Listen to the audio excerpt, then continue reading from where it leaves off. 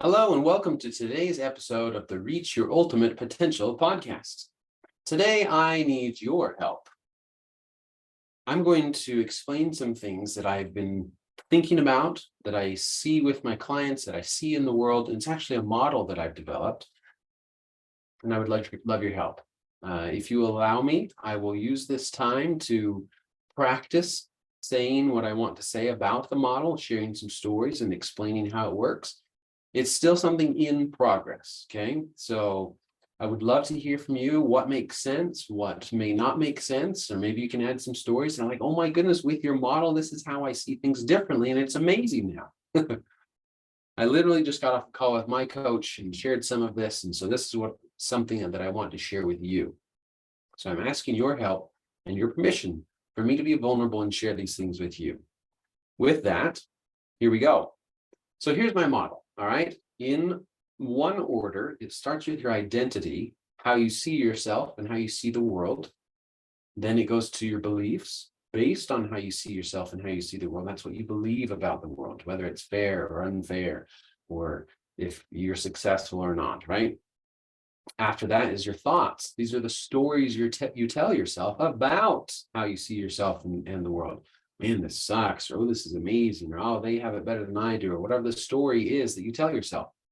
Based on the stories you tell yourselves are the emotions that you feel, right? Oh, this sucks. Yeah, I feel like it's just not working. I feel discouraged. I feel sad. I feel upset. Or, man, this is just amazing because of how I see myself as a successful entrepreneur, as capable, as somebody who can definitely do this, who has the potential. I believe this is possible. I know this is possible. The stories I tell myself, I can totally do this. And the feelings I have are excitement and resolve and passion and energy, right?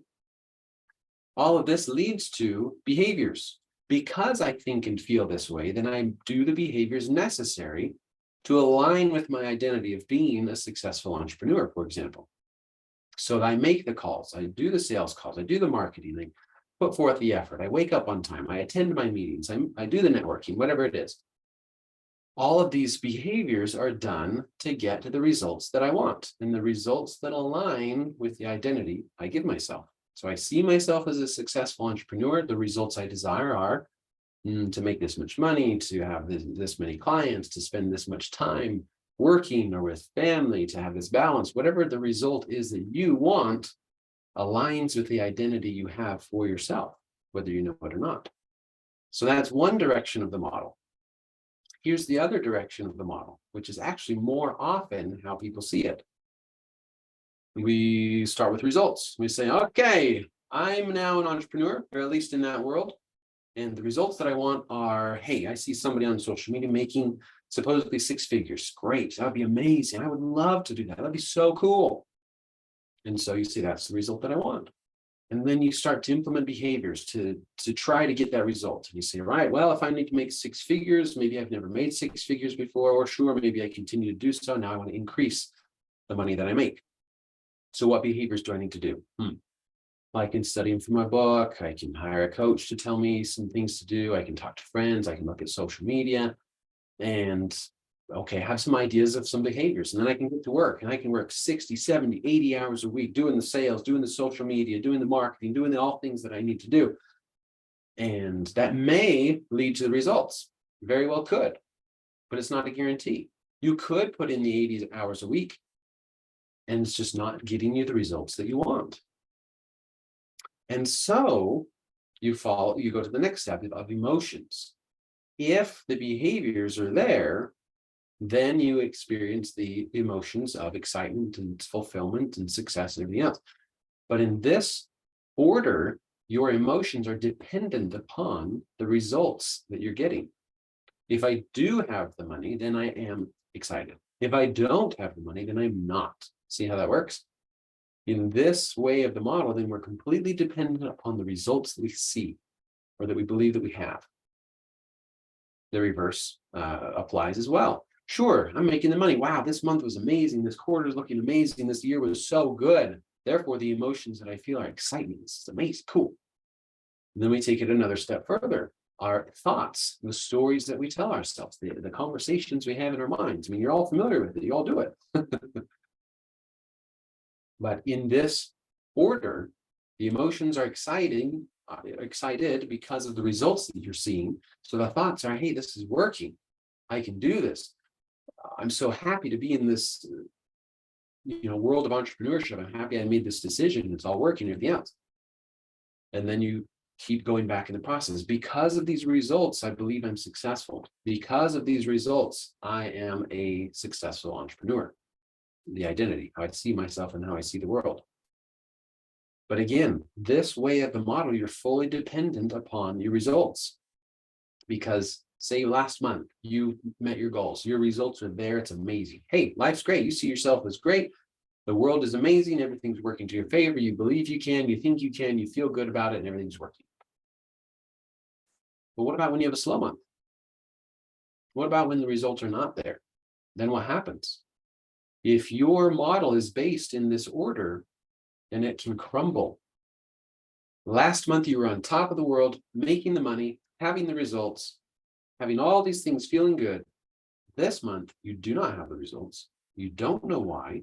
You tried everything that you did. You still did the behaviors. You made the calls. You spent the 80 hours. You talked to the people. You spent the money. Actually, you invested to have some results, and yet it didn't happen. So now your emotions are not only of sadness that it didn't happen, but now it's discouragement to say, oh my goodness, I did the same thing I did last time and it didn't work. Why? And then it starts to lead to your thoughts. And now you start to tell yourself stories of, well, if it didn't work and I did the same thing I did last month, then there must be something wrong with me. Maybe I'm not cut out for this. There's beliefs and identity starting to come in. Maybe this just isn't going to work out. Is this going to work out? Is this going to be worth it? Will I have to close my doors soon? What else do I need to do? Do I need to spend some different money? Do I need to spend more money? Do I need to go somewhere else? Do I need to try something else? And then you start to pitter patter throughout all these parts of the model. You're having fear and anxiety and discouragement and maybe some depression. Then you try different behaviors. You can go crazy there, hoping for a different result. But it's all because you've now touched on your sense of identity and your beliefs about yourself. Well, I thought I could do it. Maybe I can't. Maybe I'm not good enough. Maybe people just don't want what I want. And when this is not strong, and this is not solid, the identities and the beliefs, that's when somebody says, I guess I'm not cut out to be an entrepreneur. And they close the business. You see how this order of the model can apply to being an entrepreneur, for example. I'll tell you one more time, and I'm still working on a visual for this model. So, if you happen to have some help that you can offer for that, hey, I'd love to chat. Otherwise, I'm still working on some ideas. But again, most people, in my experience, both personally and helping my clients, see this model, what I call the reverse, starting with results. This is what I want. So what do I need to do? I need to act in a certain way. In order to do that, I have to feel a certain way. In order to do that, I have to have the right ideas. In order to do that, I have to believe I can, and I have to see myself as able to do so. What coaching does is we can take it in that direction to help you and help it make sense and help work through some things. Because we get that you want the results. You want to increase your revenue. You want to be happier. You want to lose weight. You want to have better relationships. Whatever it is, the result that you want. Hey, because that makes sense. It makes us happy and feel fulfilled, right? So we could take you through that process of the results. What do you want? What behaviors do we need to do? We get deep and we talk about what emotions are you feeling? What emotions are getting in the way? Maybe that are stuck and you haven't resolved yet. Or what emotions do you need to feel in order to act the way that you need to get to the results that you want? That's big. That's called controlling your state. You can't hope to get results in a place of relationships if you're all like, well, sure hope you buy my product. I don't really believe in it, but you should because I need the money. And yeah. So state, emotions, right? Emotions you need to feel, the excitement, the belief that, hey, this is working. This is what you need because this will give you the value that you're desiring. This will help you get the results that you want. This will help you feel happy, feel safe, feel secure, feel like you're succeeding. That's what you want, and this will help you get there. So you have your state, you have your emotions you need to feel to get you there. And then you have your thoughts. We all live in our thoughts. We get stuck in our head so often, don't we? You say, oh, looking at social media, you woke up late or you woke up on time, and whether your day was perfect or not, then you have to start to have these thoughts and you start to judge and you start to say, okay, well, that worked or that didn't. And man, the kids are doing this and that's making me upset. And you choose your focus and all sorts of things are happening. You're having this conversation in your head. I guess I can't do this, or I guess I can, or I will, or I can't, and everything else, right? With this conversation, yeah, with coaching, we help you reframe the conversations that you're having in your head. If you're used to telling yourself, I don't know if I can do this, other people are more successful, and I don't know if I can be that same way, then we change that conversation. We help you with different phrases, different ways of talking to yourself, different ways of programming those conversations to infuse you with the emotions you need to feel to do the behaviors you already know you can do to get the results that you want. And then going deeper to beliefs. These are some things that we may not always say out loud, and maybe sometimes we don't even realize we have them. But it definitely applies to all of us, how we see things, all right, our beliefs. A common one is our beliefs about money. Some people say, or may think, hey, yeah, I want the six figures, but maybe they've never been in the six figures. And then they have all these beliefs around six figures. They think, wow, to be in six figures, that's a rich person. And rich people do these things, and I just don't do those things. So then they don't believe they can have that money because they don't see themselves identity as a rich person. Because they have these beliefs about rich people that say, well, that's not me. And then because of those beliefs, that influences their ability to make and earn and receive money. So beliefs can play a huge role in our thoughts, emotions, behaviors, and results, even if we don't realize what beliefs we have. That's where a good coach comes in. A good coach can help you uncover the beliefs that you have and then help you challenge them. If they are unhelpful beliefs or limiting beliefs, then we can help you reframe those and all of a sudden make progress. That's what we call breakthroughs, because you no longer believe something that was limiting. And then you say, wow, I can do this. I do believe I can do this. I am worth this. Okay.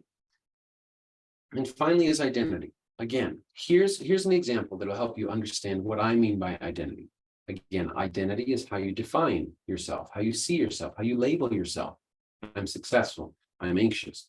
I'm a narcissistic, pessimistic, whatever. The way we talk about ourselves, that's how we identify ourselves. But when we can change how we see ourselves and how we see the world, everything changes. Here's an example. One of the clients that I've been working with for 9 months now, at first he came to me as a successful leader.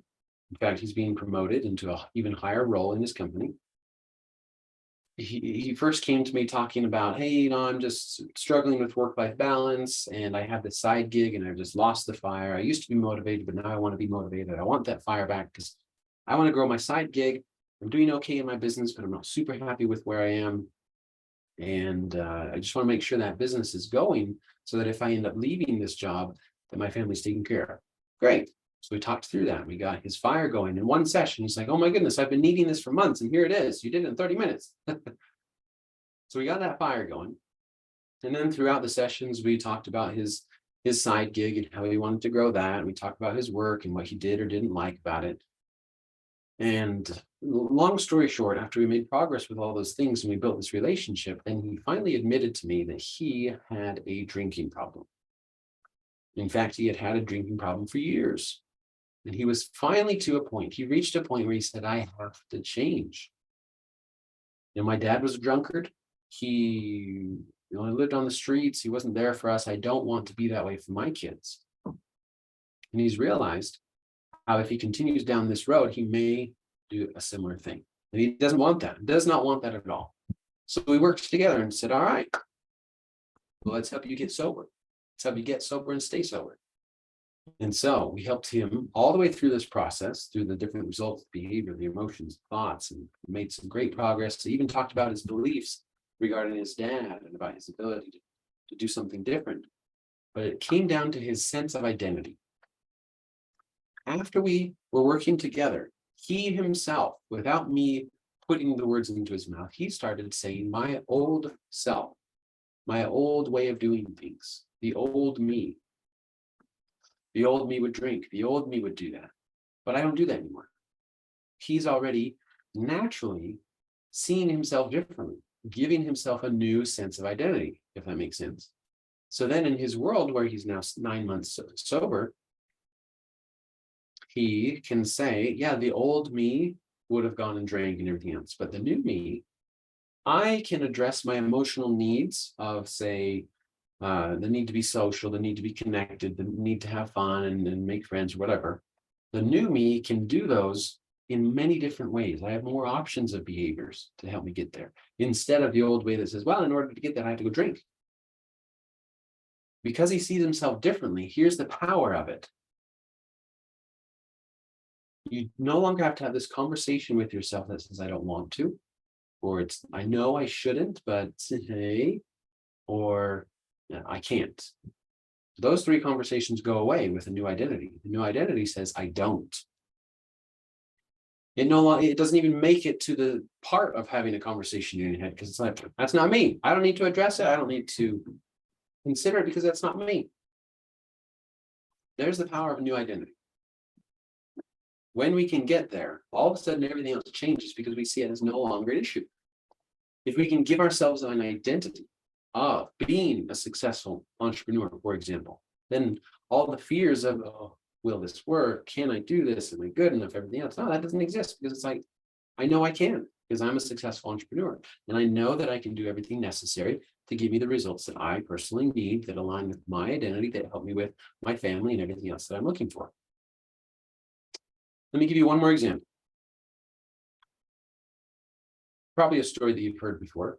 So I'll tell you the story and then I'll show you how the model applies. It's a story about the scorpion and the frog. So a scorpion and a frog, they're at the edge of this riverbank, and the scorpion says to the frog, hey frog, will you carry me across this river? And the frog says, are you kidding me? You're a scorpion. As soon as you get on my back, you'll sting me. And the scorpion says, okay, yeah, I know I'm a scorpion, but why would I sting you? If I stung you while we're on the river, then we both go down, we both die. Why would I do that?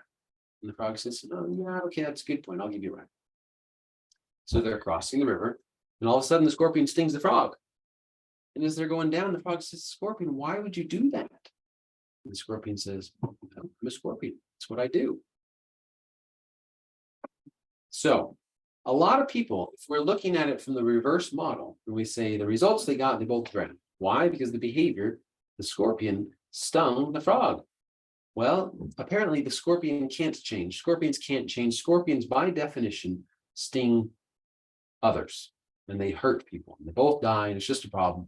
Therefore, our beliefs, or the definition we give to scorpions, the identity we give them is, you sting, stay away, you're bad. That same perspective or definition can apply to, say, addicts. Well, you're an alcoholic, that's what you do, so let's stay away. Or you are, you're an anxious person, this is what you do, stay away. And that's how people live, because it's easier, and in their mind it makes sense, and it's like, well, you keep doing the same thing, I heard this story, you're kind of the same, so there you go. That's the identity we give somebody, so that's how it is. I'm going to tell you two things real quick here. One, we do that thing for ourselves as well, that same thing. You see, you did that same behavior, the behavior we told ourselves we wouldn't, but you did. Therefore, that means you are this. You're lazy. You're incapable. This will never work. You're stupid, whatever, because you kept doing that behavior. All of a sudden, we jump to the identity and we say, you are this. You'll never change. That's it. And we give up on everything else. But here's where my model applies, that it can help with that change. We no longer have to see and judge people or ourselves that way. Applying the model to the scorpion. Again, most people would probably think, okay, you did the behavior, you're never going to change. Whoops, you're a write-off, or you're written off, right? As impossible. But if we see the behavior and we say, okay, results, you drowned. Why? Because the behavior of stinging. Well, what caused that behavior?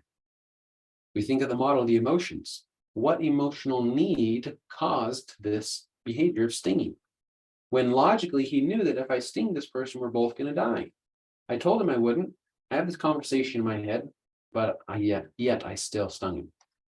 Every behavior is based on an emotional need. So in this circumstance, maybe he was feeling fear, uncertainty, pressure, stress. Oh my goodness, I'm on this river.